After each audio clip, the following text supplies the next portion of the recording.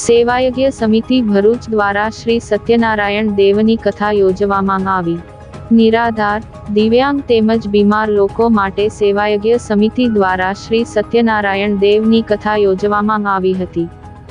ભરૂચ શહેર અને જિલ્લામાં પોતાના સેવા કાર્યો થકી સેવાયજ્ઞ સમિતિએ સેવાની ગુણી દખાવી છે। સેવાયજ્ઞ સમિતિની સેવાનો 148મી વધુ લોકો કેમ્પમાં રહેતાઓ લાભ લઈ રહ્યા છે। પોતાના પરિવારથી તરછોડાયેલા નિરાધાર વૃદ્ધો, દિવ્યાંગ સહિત બીમાર વૃદ્ધ દિવસ દરમિયાન પથારીમાં પડ્યા ઉર્જા વિહીન થઈ જતા હોય છે।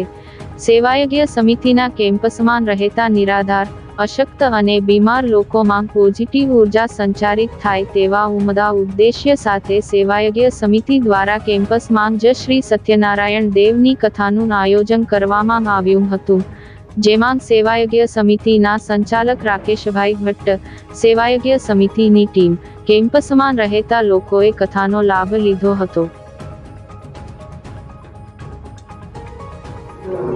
સેવાયજ્ઞ સમિતિ ભરૂચ ખાતે 300 જેટલા અનાથ દિવ્યાંગ ઘરડા માણસો આશ્રય લે છે।